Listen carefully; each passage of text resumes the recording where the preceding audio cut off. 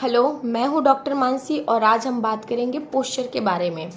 काफ़ी लोग हैं जिन्हें फॉल्टी पोस्चर की वजह से पेन होता है या मैकेनिकल पेन स्टार्ट हो गए हैं। तो आज हम बात करेंगे इसी बारे में कि हम अपने पोस्चर को सही कैसे कर सकते हैं, उन्हें कैसे करेक्ट कर सकते हैं अगर रॉन्ग पोस्चर है तो, और अगर सही है तो उसे मेंटेन कैसे कर सकते हैं, किस किस पोजीशन में हमें बैठना चाहिए या किस पोजीशन में हमें नहीं बैठना चाहिए। So what is posture? The position of body while sitting, standing or weight bearing। इन सारे पोजिशनिंग में हमारा जो बॉडी अलाइनमेंट है उससे हम कहते हैं पोस्चर। ठीक है, तो पोस्चर को सबसे सही तरीका और आसान तरीका याद करने का आज मैं आपको बताऊंगी।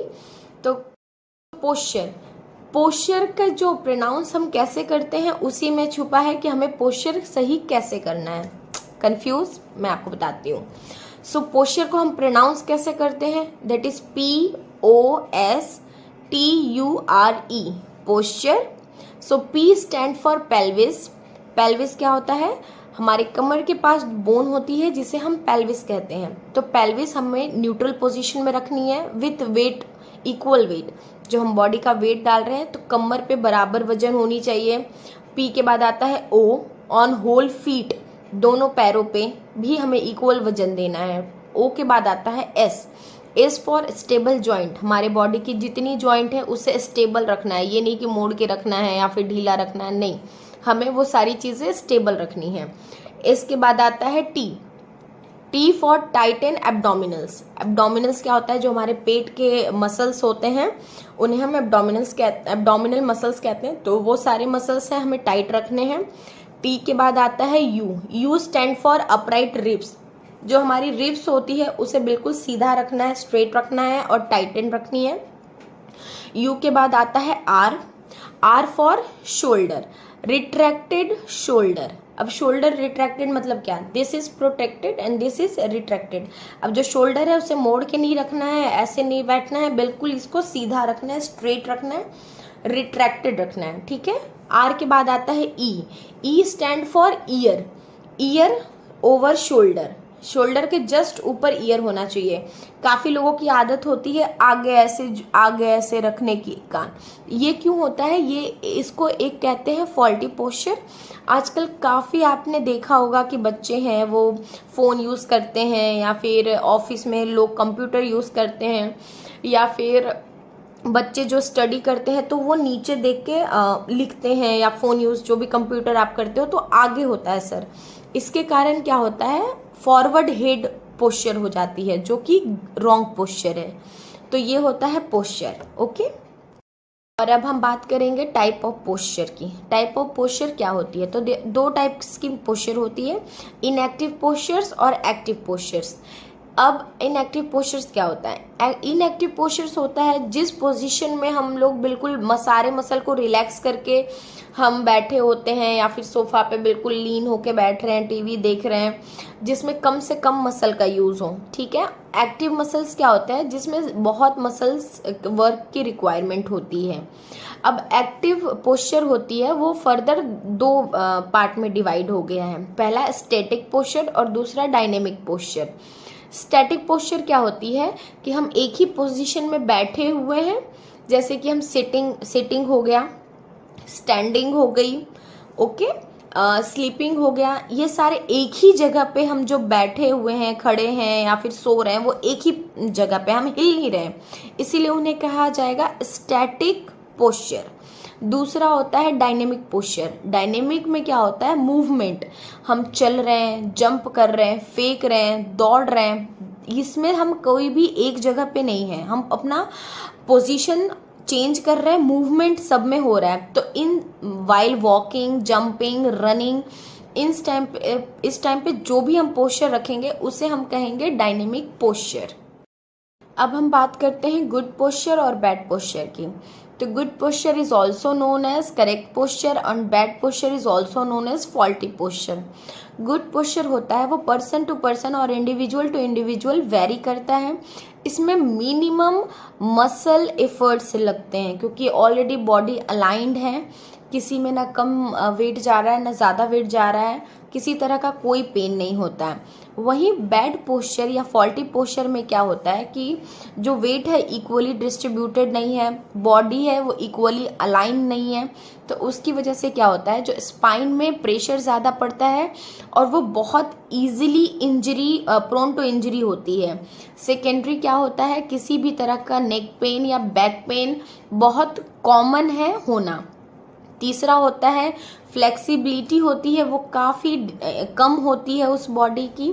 चौथा ये होता है कि एडल्टरी पीपल में क्या होता है कि वो आगे झुक जाते हैं, जो एजेड वाले होते हैं, तो उन्हें क्या होता है, काफ़ी डर होता है गिरने का, क्योंकि बॉडी अलाइन नहीं है, वो झुके हुए हैं, एक जो सीधी बॉडी होनी चाहिए वो नहीं है, तो उन्हें गिरने का डर इसीलिए होता है क्योंकि बॉडी में बैलेंस नहीं है। तो हमारी अगर बॉडी बैलेंस्ड नहीं होगी तो हमें फियर टू फॉल होगा। तो एक ये है कि फियर टू फॉल और there is a no balance in a faulty posture. अब हम बात करेंगे कि इसे हम कैसे फॉल्टी पोस्चर को क्योर कर सकते हैं।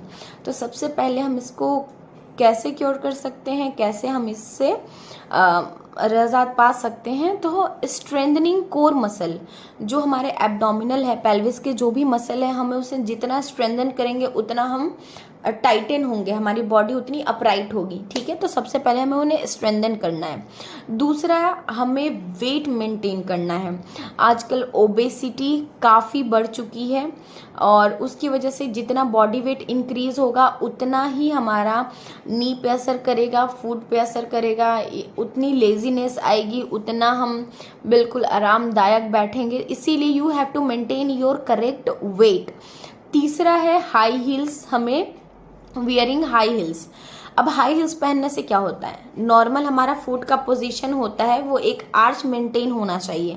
जब हम हील्स पहनते हैं तो हमारा हील ऊपर होता है, टो नीचे होता है, ये पोजीशन होती है हमारी पैर की। इसमें क्या होता है कि जो वेट होता है वो डायरेक्ट टो पे पड़ता है, हील पे नहीं आता है। ये भी एक इशू है फॉल्टी पोस्चर की। तो हमें करेक्ट हाइट की शूज़ और सैंडल पहननी चाहिए। एंड लास्ट जो सबसे इम्पॉर्टेंट है, वर्क प्लेस पे जो हमारा हाइट मेंटेन रहना बहुत इम्पॉर्टेंट है। हम ऑफिस में कंप्यूटर पे काम कर रहे हों या अगर स्कूल में अगर हम डेस्क पे लिख रहे हों, तो जो हमारा मेंटेन हाइट, बेंच या कंप्यूटर की हाइट जो मेंटेन होनी चाहिए वो रखना है, क्योंकि अगर नीचे हुआ तो हमें ऐसे झुक के करना पड़ेगा जिसकी वजह से हमें नेक पेन हो सकता है। हाई रहे तो हमें ऊपर देख के करना पड़ेगा जिसकी वजह से शोल्डर पेन हो सकता है, बैक पेन हो सकती है। अगर हम हाउसवाइफ की बात करें, अगर वो डिनर बना रहे हों, अगर वो उनका जो प्लेटफॉर्म हो किचन का वो अगर नीचे हो तो उन्हें झुक के करना पड़ेगा जिसकी वजह से उन्हें बैक पेन आ सकता है।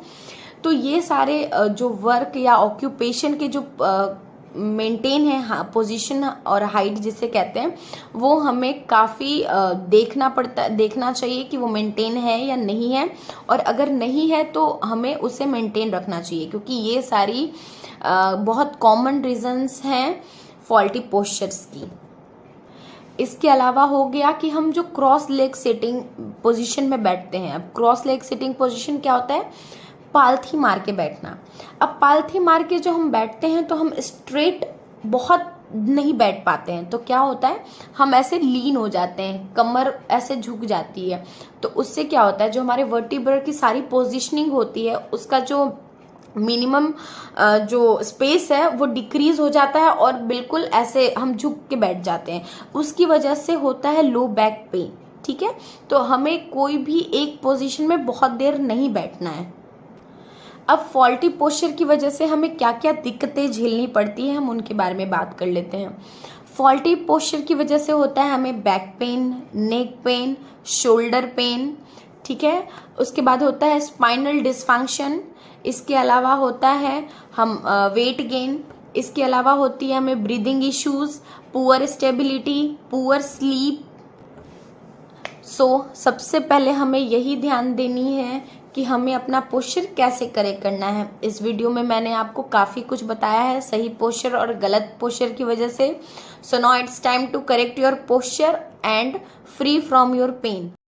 सो आज की वीडियो आपको कैसी लगी मुझे प्लीज़ कमेंट करके बताइए, और वीडियो पसंद आए तो please like share and subscribe. Thank you so much.